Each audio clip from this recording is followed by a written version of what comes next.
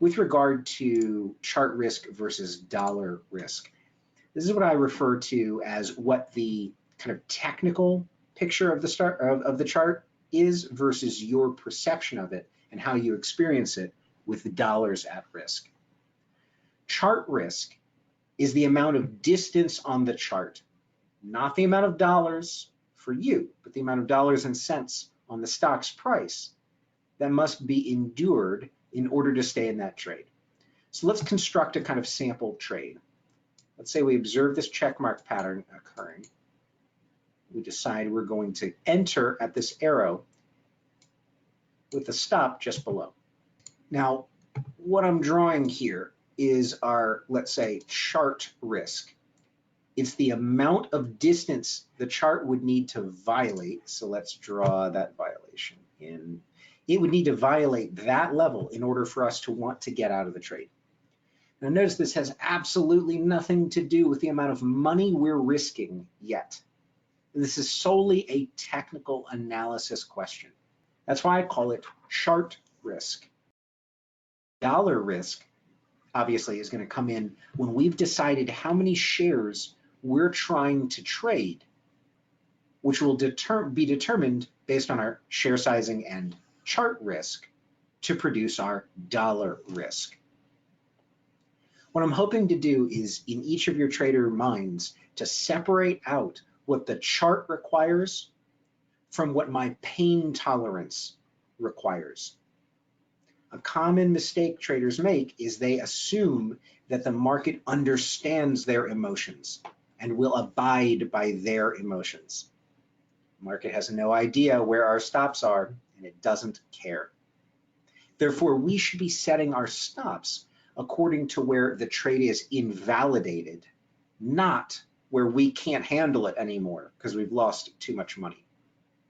By focusing on what the chart requires in order for the trade to be invalidated and setting our stop there, that forces us then to kind of observe, well, if my stop is set X distance away, and I don't want to lose more than, I'm making this up, $100, I can only afford to trade some specific number of shares. And you notice how we're not determining our share sizing until we've already discerned the technical picture of the chart. If we don't know where the trade would be invalidated, what business do we have figuring out how much money we're going to risk at all? It makes a lot more sense to start out with where would the chart tell me I'm wrong, and then accordingly, how many shares am I allowed to trade? Can I afford to trade based on that? If we go the other way around, if we start with a number of shares that we're hoping to trade, well, the problem is then we're constructing a trade based on how much we can tolerate in terms of pain, not how much wiggle room the chart requires. So this is a big philosophical disconnect that happens with human beings and wagering money. They think about how much money can I wager so that I don't lose too much, because I don't want to lose too much. They're not really thinking about how that money is applied, how aggressively they're applying that money, and on what trade. There are obvious analogies to gambling here as well. Betting when you think it's a good time to bet versus when it's statistically valuable or preferable for you to be betting. Our job is to try to read the technical picture of the chart first and then make a monetary decision. I've called this game 1 and game 2 before as well. Game 1 being the technical picture of the chart, game 2 being the risk-reward mechanics and the monetary element of it. If you can't read the technical picture of the chart and can't identify where the trade would no longer be a worthy trade, regardless of the amount of money. I'm talking about pretend this was a video game where we're trying to analyze patterns correctly. There's no money on the line. Where would we want to get out of that trade? Where would it no longer feel or look profitable? Where would it no longer abide by the principles that we understand about VWAP, support, and resistance behavior? That's all game 1, so to speak. That's all chart risk we have to detect. The dollar risk comes in once we've determined how far away on the chart must we set our stop in order to reasonably stay in this trade. And that distance on the chart then tells us how many shares we can afford to trade to keep it within our pain tolerance. We cannot work the other way around. We cannot determine pain tolerance first. Something I hear frequently is like a mismatch between the person's risk expectancy, how much they think they're going to have to tolerate to stay in the trade, versus the time frame over which they're trading. An example might be if you're in a very, very short-term scalp trade, but you're looking at the 5-day chart. So you're kind of giving yourself a false sense of security. Well, we're still in a downtrending market, you might say, as the stock is ripping upwards against you and you're intraday short. You always want to make sure that if you're a short-term trader, you have a very tight leash on the position. You are willing to be wrong quickly because, as Jeff had said earlier, very saliently, he said, look, I want to be right quickly and know that I'm in a correct trade. So if I'm in a wrong trade, it's valuable to me to learn that quickly. Even if I'm wrong, I'd rather know now and know quickly than sit around and wait, half an hour and some of my capital to find out that I'm going to get stopped out. The trade-off obviously being you're going to miss out on some trades with a little more tolerance. You could have stayed aboard, but that's not the goal. Your goal is not to have nothing but winners. Your goal is to win net by the end of the trading day, by the end of the trading week, etc. Initial stop is a quarter or a half a deviation, somewhere between those two. And that depends on the type of trade you're taking, the recent low or high against which you're structuring your stop. But yeah, a quarter to a half a deviation is a good starting point. And I found that, think about it this way. If your trade target is 1 deviation, then 2 to 1 would be a half deviation. And that's why that's the rough maximum stop we start with. I've also found that if you were to buy something, let's just draw this really briefly. If you were to buy something at the VWAP and it breaks through the VWAP to the point that you are now near the -1 deviation band, at what point are you willing to admit that this is not bouncing at the VWAP as you expected? Are you going to give it a full deviation band and then hope that it rallies up off of the -1? At that point, this is a different trade than the initial trade. This is now a type 3 long rather than a type 1 long. So in my mind, I'm trying to say, okay, somewhere about halfway between those lines is the most that I'd be willing to tolerate. Because at that point, when it gets through half a deviation against me, we are nearer to some other trade than we are to the trade we were trying to take. It really depends on the quality of the setup, the confirmation you have, and the alignment with the broad market. If everything is green light a go, probably keep a tighter leash on it with the acknowledgement that as long as I know that a loss is a small loss, it's not much damage to my ego, doesn't mean I'm a bad trader, it means I'm no longer attached to something that's going to try and lose money for me. And part of this, we'll get into this down towards the psychology section or maybe even to next week, but the philosophy I always try and remind myself when I'm stopping out of a trade, rather than, oh shucks, I lost money, I'm trying to say to myself, oh boy, more capital that I get to go apply to a better looking chart than that one. It's kind of like the weird analogy here, but they always tell you with skiing, like, keep your body weight focused downhill. You got to keep moving forward. Same thing with your trading. You always have to be looking for the next best opportunity. If you get in a good looking trade that doesn't develop the way you want, it doesn't mean you're a bad trader. That means the pattern you thought was happening was not happening. You were incorrect, which is a lot less damaging of a word than wrong or a failure or a loser, right?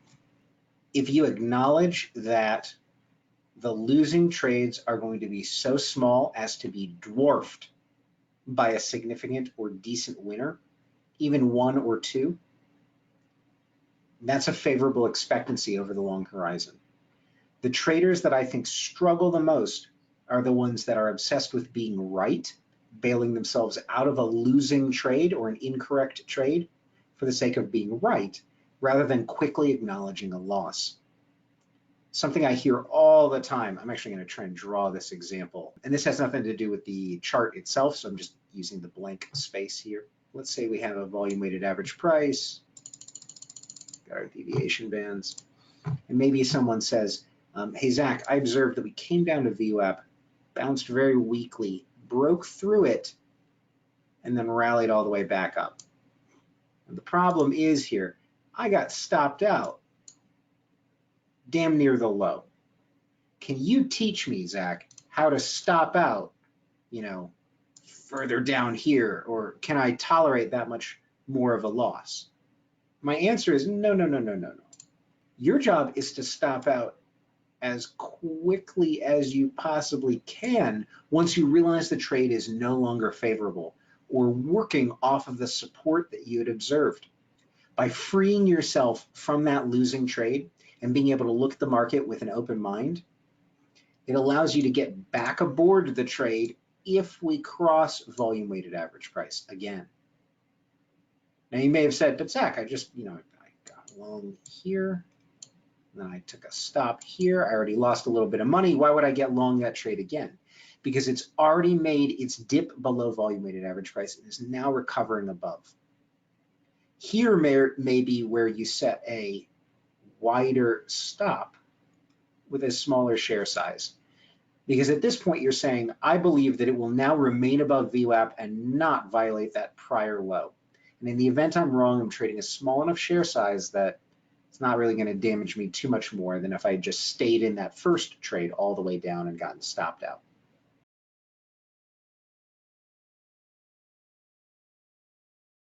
I think there is a case to be made for trading the same size with every single position that you take. It breeds consistency. It removes a lot of tension from deciding something about your trade process kind of in the moment when it's quite hectic already. It's nice to be disciplined and have a mechanical approach. However, I think we've all been there, where we see a strongly sloping VWAP. The market has respected VWAP already. The broad market is moving in the right direction. And we are looking at the right chart at the right time. It feels like everything's setting up. Maybe there's multi-day support or support from a prior low a couple days ago. We can see a VWAP that's offering kind of nice defined support for us. Do we not want to try to play that a little heavier than our average position size?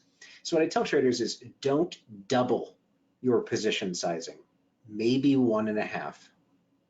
Probably better to do 1 1/4, but I know you're going to say, well, that's not even that much. Come on. 1.5 is quite a bit. And for most traders, if you're risking, let's say $100 to $150 per trade, 1.5 that is $225. I mean, what's your daily loss limit? 400? You see what I'm saying? You can rapidly get near your daily max loss with 2 failed trades at increased size. So you have to be particularly cautious and vigilant with those. I'm suggesting augmenting your position size rather than bloating it, doubling or tripling it if you see a superb setup. Now, the flip side of that is as a trade develops, meaning if you put on, I'm making this up, 300 shares to start, and then the trade moves from the VWAP up to the 1 deviation band. You see it survive up in the fast lane, slope starts picking up. This looks like a continuation trade now. Maybe you add 200 shares to that position. You normally would not be trading more than 300 shares, but because you've already got a good basis for control, you've got a good entry price, right? And you're not doubling your position, you're augmenting or adding to it, you're accentuating it. What you're basically saying is, as long as the chart continues to remain in the fast lane, I want to own as much of this as I think I can handle. I mean, it's being a bit greedy, but I mean, that's what we're trying to do to maximize our opportunity, right? When a stock is going to be in the fast lane, it is going to stay in the fast lane. Isn't that the definition of what we're looking to own for an extended duration? I mean, especially if we're type 1, type 2 traders, right? Now, obviously, that also means you're then going to be peeling off the position sizing accordingly. So you might, at the earliest warning sign, you take off those 200 shares, and with a wider or fatter stop, your original 300 shares would remain. I mean, if you think about it, I'm bordering on like bad trading psychology here, so bear with me. If you think about, if you just knew which stock would move the most, you could put 100% of your account in that stock every day. Now, you don't know that. Nobody knows that in advance, obviously. We can't even react effectively to it as it's happening in real time sometimes, right? But if you could, if you knew a stock was going to behave well, wouldn't you want to shovel more of your money into that position? So therefore, what we've kind of got with VWAP and deviation bands is a real-time methodology for reading or discerning how aggressively a stock is trying to drive, so to speak, as well as signals, again, pun intended, when it's shifting from lane to lane.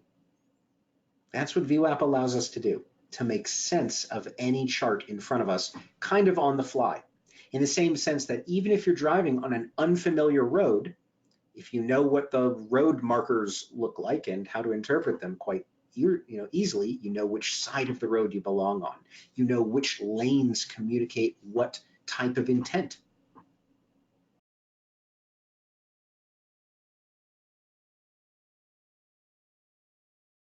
Simple answer, I do not add to a losing trade. I do add to a winning trade. Part of the reason why we don't add to a losing trade, back to Jeff's point about a pretty tight tolerance, any trade that violates support or resistance by any meaningful amount.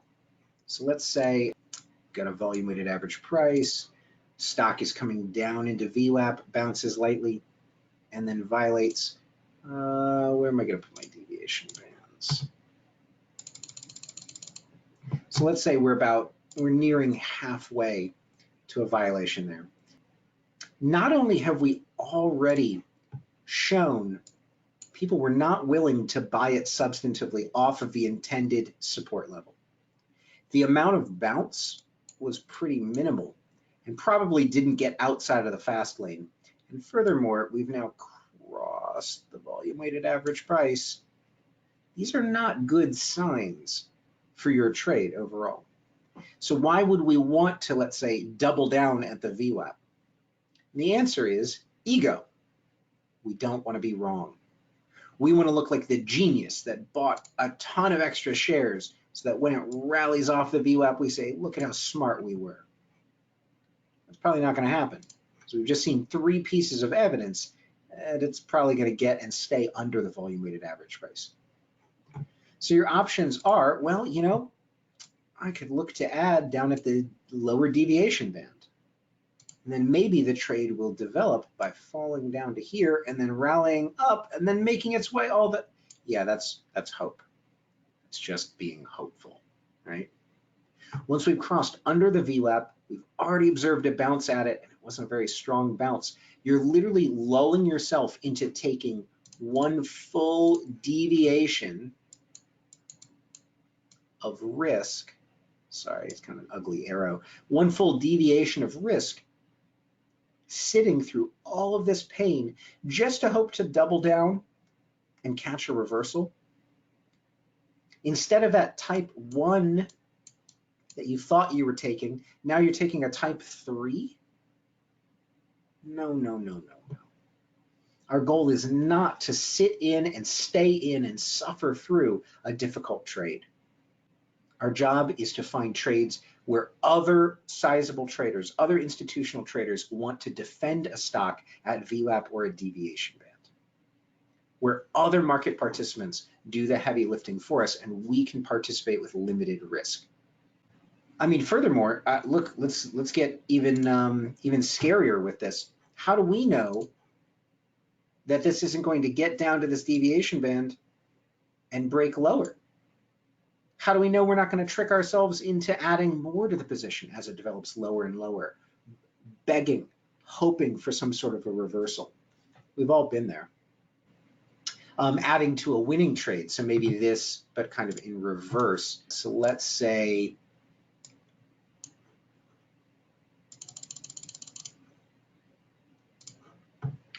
we have pull back to the VWAP and then some consolidation. It gets up and above and starts trending higher.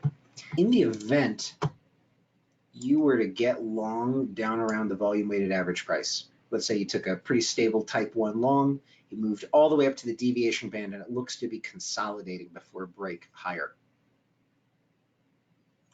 I rarely double down on a position. So if I had 300 shares, I would not be adding another 300 shares.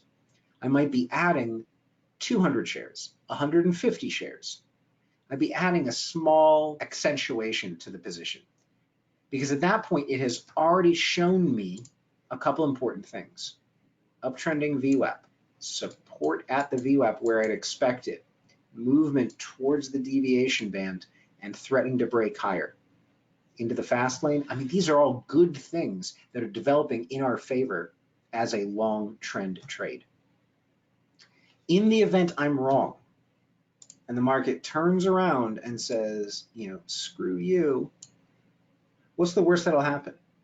I'm going to get stopped out near break even on the position that I added, and I'll take profits on my original position. Yeah, it's a little frustrating. Yes, it requires more capital, but what we're doing is we're trying to bet stronger while the odds are kind of in your favor, right? We've already seen so much confirmation from an overarching VWAP standpoint and a price action standpoint. It benefits you to apply more capital to things that are already working and have momentum or inertia, heard me say that a million times, in their favor. You are far better off adding to a winning position than trying to find a new position that'll be more worth your time.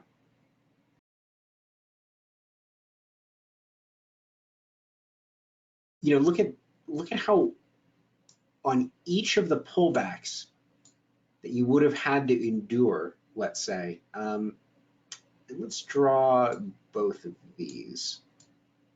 So I'm kind of highlighting the just emphasizing the visual of the amount of pullback you'd need to endure as a long trend trader, assuming you wanted to hold through all of this.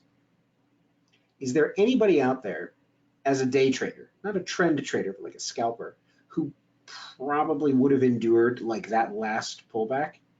That's pretty hefty at the end of the day, starting to look a little scary. If you weren't planning on taking this overnight, if you weren't planning on this being a swing potential position, right, then would you have really held through all of that?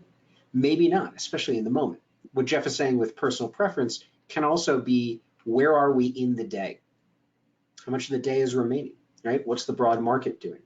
Do we have the wind at our backs? Is there multi-day resistance I need to be cautious about? How has it reacted or responded to the deviation bands thus far? So like that would be very much in favor of, hey, we've gotten support. It's going to pull back to the dev band and it might have a battle there, but this is clearly an uptrending market for vast majority of the day. Slope of the volume weighted average price, all these things you have to take into context and ask, am I happier being in this position with the risk of some of my profits going away in exchange for the potential that this continues to float higher and I don't have to take additional risk, I don't have to make a new entry, I don't need to do any of that. I simply sit on my hands and allow the position to continue developing in my favor. I had mentioned this, I think, during the strategy call earlier this week, but our goal is not to drive the market, it's to let ourselves participate when a chart presents itself. We're not in control of these things. We're simply trying to be aligned with when a market starts moving in a direction such that we can benefit from it. And even the words we use there, we're trying to sound humble and not in control. We acknowledge the absence of control. Otherwise, we start saying things like, well, I thought it was going to do this, and then this, and then this. That's scripting. It's planning out too much of what's going to happen. You don't really know. So yeah, so this is kind of like describing the downshifting behavior we had talked about before. So let's imagine the market had run up and then started to transition below the deviation band and finding rejection there, some resistance there. It was downshifting from having been in the fast lane, moving back into the slow lane. Yeah, I mean, that's immediately what comes to mind in terms of the warning signal being you're no longer making progress with higher highs. You're stuck within, actually, let me draw out good examples of this. Okay, here are the points of reversion, not the points of failure, right? And notice that each of them make an intense high, followed by a slightly less intense high, followed by kind of rolling or trailing back towards support. Same thing here, and then trailing back towards support. Same thing here, and then trailing slowly sideways in this case, but back towards support. I would say look at the speed of rejection too. If it takes 5, 10, 15 minutes to come down off of the highs versus there are 2 red candles and they are near instant profit taking, that can definitely be a sign of, you know, kind of an emotional top you might be looking for. From a VWAP and you know, technical structure standpoint, another bit of commonality, let's say you're not looking for a point of failure for the trade. So as we were just describing, anticipating it breaking below the deviation band and, you know, fearful of a reversion. Let's say you were trying to effectively top tick or exit near these kind of peaks. What do we observe in common about each of these 3 peaks during a strong uptrend? They do occur near the 2 deviation band, and then they really aggressively move back within the 2 deviation band. So that's the key. An attempt to breach and a failure to breach the 2 deviation band. That can be another short-term topping or bottoming signal. However, let's look at the counterpoint to that, and that would be on the current day on Amazon. This does not work when the deviation bands have been mostly flat. Notice that here we have expanding deviation bands. So a local top tends to occur at a rising, in this case, 2 deviation band. But here, as we are breaking through or range expanding the chart, right? Later in the day, more volatility, we're actually picking a direction, having been very sideways, very contained for most of the mid-morning. Yeah, that is not going to be a point of reversion. And in fact, the bottoms, the local bottoms, will occur outside of the 2 deviation band because the deviation bands are kind of playing catch up in this moment. Like when looking at a trending day, yeah, those local tops are likely to occur near the 2 dev band and will tend to be very spiky or a violent rejection away from it. Whereas during a range expansion or a slower day that is morphing into a trend of one variety or another, yeah, I'd be more cautious.